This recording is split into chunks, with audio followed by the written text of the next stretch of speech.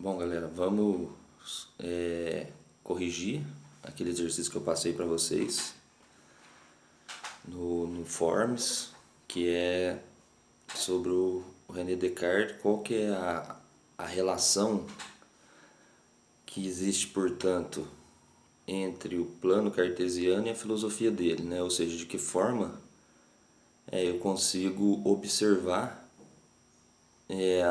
a filosofia desse pensador no plano cartesiano, que nós sempre tomamos como uma coisa absolutamente matemática, né?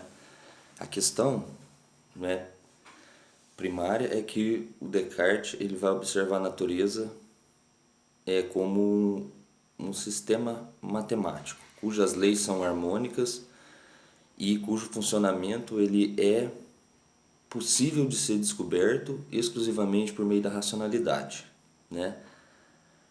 E aí, esse modelo dele de natureza tem o que então? Uma linguagem matemática.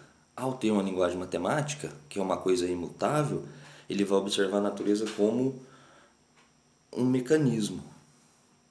Um mecanismo como se fosse um relógio. Tá? Tanto que o Isaac Newton, dali umas décadas, ele vai tomar essa compreensão, né, mecanicista, e vai, só que é lógico, ele vai expandi-la, né, da Terra para o universo. Tá? Mas o modelo é o mesmo. É uma máquina.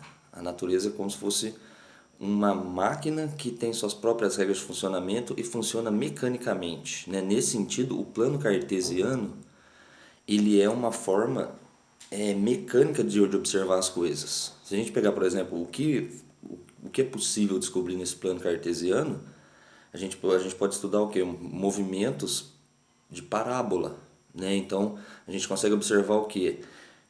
A vida social, as coisas que acontecem na natureza, né? E por vida social eu estou dizendo movimento das pessoas, não relações sociais nesse sentido mais sociológico do negócio, né? Movimento das pessoas, tudo pode ser estudado racionalmente, mecanicamente. Por quê? Porque tudo é matemático. A partir do momento que tudo pode ser compreendido matematicamente, né? Tudo pode se transformar no quê? Numa equação.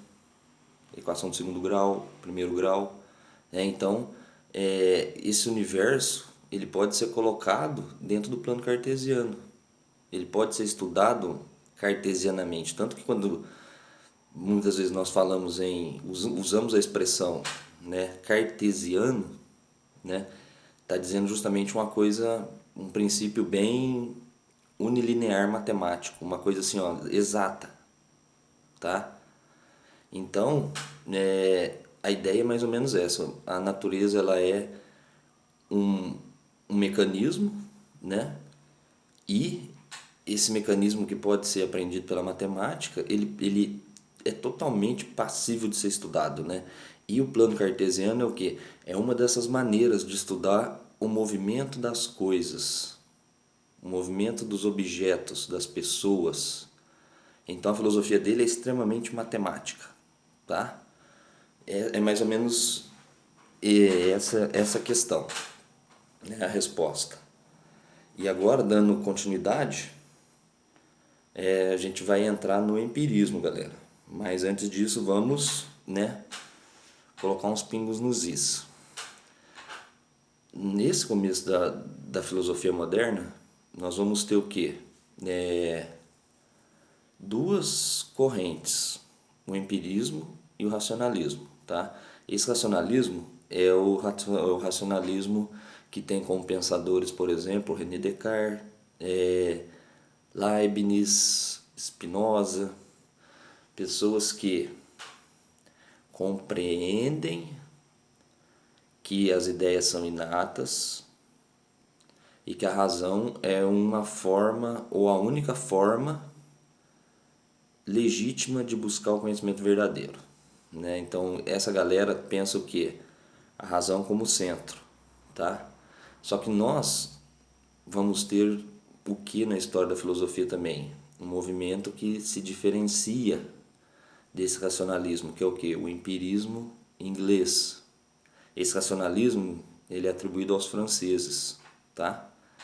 E esse empirismo inglês ele não descarta a participação dos sentidos no conhecimento, inclusive conhecimento científico, tá?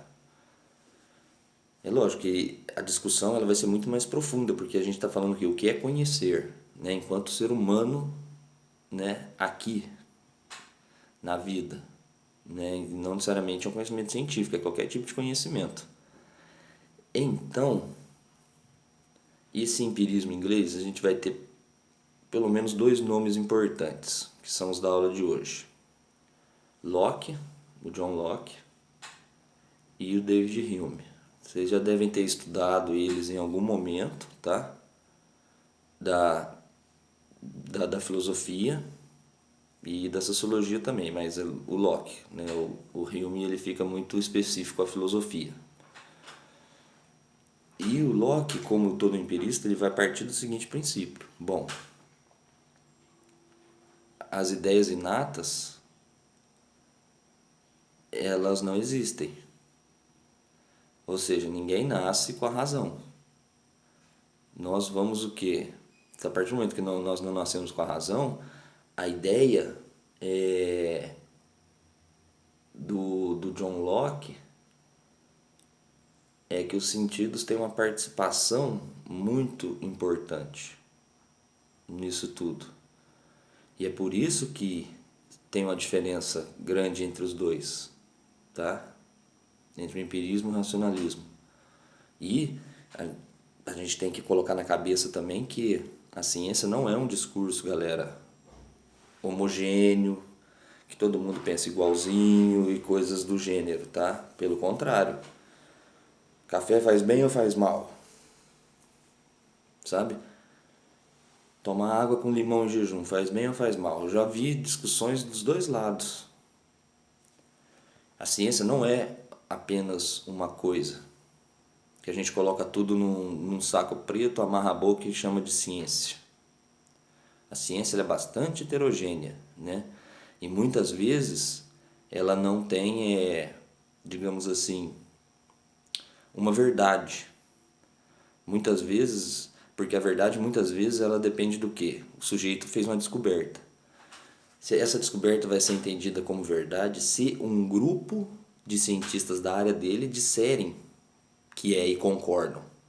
Porque tem gente que vai contra esse tipo de conhecimento novo, novas descobertas. Então, por exemplo, se a gente pegar a teoria da relatividade geral do Einstein, ela foi refutada e tipo, a galera tentou conservar o máximo que podia as teorias do Isaac Newton. O Einstein, ele revolucionou, né, a física, só que o prêmio Nobel que ele ganhou não foi nem por isso. Por quê? Porque ele estava defrontando com outro discurso que era conhecido como verdade. E muita gente se posicionou contra ele.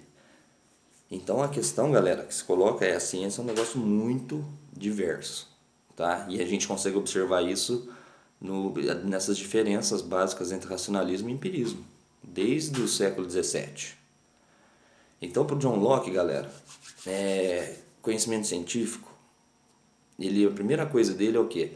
Remover aquilo que não agrega nada à ciência. E aí ele vai concordar com os racionalistas, que é o quê? Categorias metafísicas. Deus, alma, a ideia de perfeição também ele é contrário, que vem lá do Platão, né? E não temos ideias inatas. A partir do momento que não temos ideias inatas, o que o John Locke vai falar?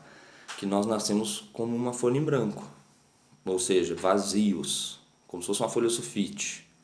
E à medida que a gente vai desenvolvendo nosso sistema cognitivo e vamos aprendendo, essa folha ela já vai deixando de ser branca. Então, cada conhecimento que a gente adquire, conhecimento do tipo assim, ó, cair machuca, dói.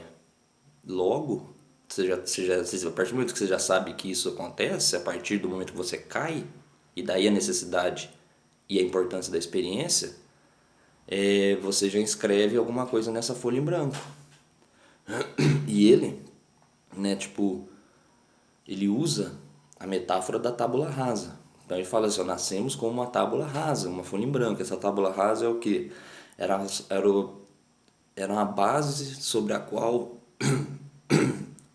no Império Romano as pessoas escreviam. Então era assim, ó, Era uma placa e aí passava uma camada de cera. Nessa camada de cera se escrevia. Na hora que terminava, ela estava toda preenchida, se passava outra camada. E outra, e outra, e outra, e outra, e outra. Né? Aí ficava um negócio grande. Chega um momento que não dá para botar mais camada. O que eles faziam? Raspavam, né? Voltava para a tábua original, com uma camada só. Essa é a tábula rasa, tá? Então, né, o John Locke vai partir muito desse princípio. Os sentidos não podem ser ignorados, eles são a principal base do conhecimento.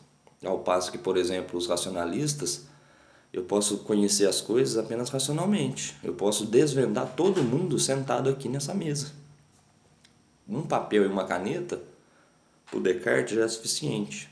É lógico que não tinha caneta na época, né? Óbvio. Mas a questão que se coloca é mais ou menos assim, ó. Como que se estrutura esse conhecimento? Né? É a pergunta que o John Locke vai fazer, porque a gente recebe informações. O contato nosso com o mundo é por meio de sentidos. Né? É ver, ouvir, sentir o cheiro, o gosto das coisas e o tato. Então, dessa forma, o Locke vai estruturar da seguinte maneira o conhecimento. Que primeiro a gente tem as sensações, que é o que? Cor, sabor, aspereza, sabe? E num segundo momento, essas informações são levadas para a nossa mente. Aí lá há um processo de estruturação, o que ele chama de reflexão, que é o que? Digamos assim, é a codificação da informação. E é uma reflexão interna. Então a gente tem um momento externo e um momento interno. O externo tem a ver com os nossos sentidos, a informação vai para a mente, e aqui ela estrutura, né? Ela vai dar uma resposta, que aí é um movimento interno. E é a partir dessa equaçãozinha, externo mais interno, sensação e reflexão, é que nós vamos conseguir construir o quê? Ideias complexas. Tá? Então Locke era mais ou menos isso. E Locke é um cara que está ali, ele nasceu no século XVII, viveu quase que o século XVII inteiro, né? Uns 90% da vida no 17 e vai morrer em 1704, bem comecinho do século XVIII, tá? Então o pensamento dele é bem vinculado ao 17. Já o Hume é no 18, o David Hume, que é um escocês também. Só que, e apesar de ser empirista, o Hume ele é bastante cético. E ele é também muito radical. E é lógico que eu vou explicar porquê à medida que a gente for adentrando na estrutura do pensamento dele. A primeira coisa para ele é que ele é radical no sentido de falar o conhecimento só vem da experiência. Tá? E é de uma experiência primária. Não é da representação de algo que eu vivi. É por isso que ele vai construir o quê? Dois conceitos. Percepção forte e percepção fraca. Ideia fraca e ideia forte. A ideia fraca, a ideia forte, vamos começar pela forte, que é a primária, né? É a sensação que eu tenho num determinado momento, que eu estou sentindo de verdade. Tá? Então é um impacto, né, dos sentidos sobre mim mesmo. São as impressões, deixam uma marca. Então, por exemplo, eu queimo a mão numa panela quente. Essa é uma percepção forte, porque eu estou sentindo o queimado naquele momento. Tá? E tem a percepção fraca, que é o quê? É a ideia que eu formo depois. Do tipo, puta, é foda queimar, né? Dói pra caramba. Então, nesse sentido, é o quê? É a memória. Então, a gente tem uma percepção forte, que é aquilo que eu vivencio no momento, e eu tenho uma percepção fraca, que é a ideia que eu construí sobre aquele fato que aconteceu comigo. Né? Do tipo, se eu tô vendo uma panela quente, já vem a ideia na cabeça. Puta, é ruim queimar, hein? Toma cuidado. Essa é a percepção fraca, é a memória. Só que, galera, aí é que tá o negócio, e por isso ele é radical. Essa percepção fraca, que tá na memória, que já passou, ela não é conhecimento. porque ela é passado, ela já foi. Por David Hume, o único conhecimento que interessa pra gente é aquele do momento, do tempo presente, aquele que eu estou sentindo, né? Então, aí vai entrar o porquê também para reforçar essa radicalidade que ele tem. E vejam só a reflexão. Eu não tenho condições, ninguém tem condições de afirmar que se eu colocar novamente a mão na panela quente, eu vou queimar. Eu só posso ter certeza que eu vou queimar a mão na hora que eu colocar ela. Ou seja, e voltando, o conhecimento só é verdadeiro quando ele é vivenciado no primeiro momento. A memória que eu tenho sobre ele, eu não posso dizer que ela é um conhecimento verdadeiro. Eu não posso nem dizer que ela vai acontecer de novo. Para ela acontecer de novo, eu tenho que vivenciar ela de novo. E é isso que ele vai chamar de crença. E o hábito. Eu tenho a crença, porque ficou guardado, de que eu vou queimar a mão numa panela quente. Se eu colocar ela ali, nua, né? Sem luva e sem qualquer tipo de proteção. Mas isso pro Hume é uma coisa que é incerta. Não tenho certeza. Eu só tenho certeza da coisa que acontece no momento. Então, o fato de eu achar que eu vou queimar a mão nada mais é do que uma crença e um hábito. E o hábito é um conceito importantíssimo do David Hume, né?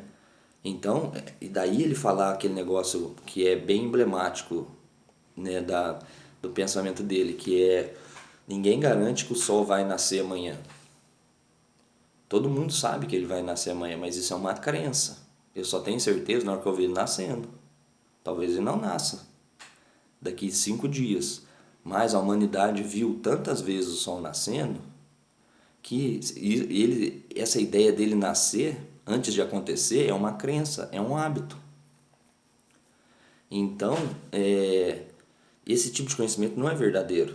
O verdadeiro é só aquele que é do presente, do momento. Ah, tô vendo o sol nascer? Ah, isso é um conhecimento. Aí eu deduzi que ele vai nascer amanhã, isso não é conhecimento. A dedução não é conhecimento.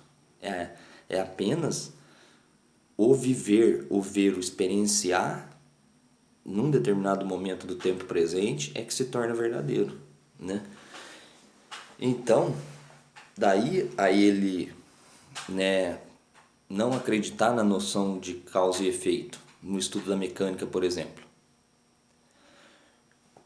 O Ocidente acredita na noção de causa e efeito antes de Cristo, lá nos gregos.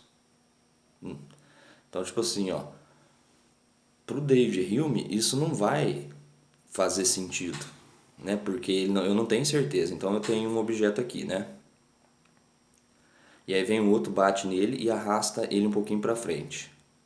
A causa do movimento desse aqui é o quê? Que tirou ele da inércia. É uma pancada, uma força que ele recebeu em movimento. Só que o David Hume, ó, primeiro momento, mexeu, certo? Só que o David Hume, mesmo que esse aqui esteja, ó, em condições iguais, eu não tenho certeza que esse cara vai se mexer na hora que bater nele. Porque é apenas no momento, só funciona se eu averiguar naquele momento. Eu posso ter 1 milhão de fórmulas falando, né, discutindo o movimento dos corpos, né, tentando fazer uma mecanização desse movimento, né, que é a física mecânica, que não tem validade. Eu não sei se isso vai acontecer de fato, né? E da terceira vez também, ó, eu não tenho certeza, eu só posso estudar no momento, na hora que eu observar. Ah, mexeu. Só que da segunda vez eu nunca terei certeza. É por isso que a noção de causa e efeito, ela não tem validade. Porque eu não sei o que vai acontecer. Entenderam? E por isso que muitas vezes, né, isso aí é a interpretação minha, tá? Que eu entendo que o David Hume vai colocar que a ciência, galera, ela é uma crença, ela é um hábito. Porque aí eu uso uma fórmula que foi desenvolvida, sei lá, no século XVIII, né, na época dele, contemporâneo do Isaac Newton. Pego uma fórmula do Newton e vamos pegar a lei da gravidade, tá? Eu não tenho certeza se eu soltar um objeto daqui, ele vai cair. Eu tenho que observar isso na hora.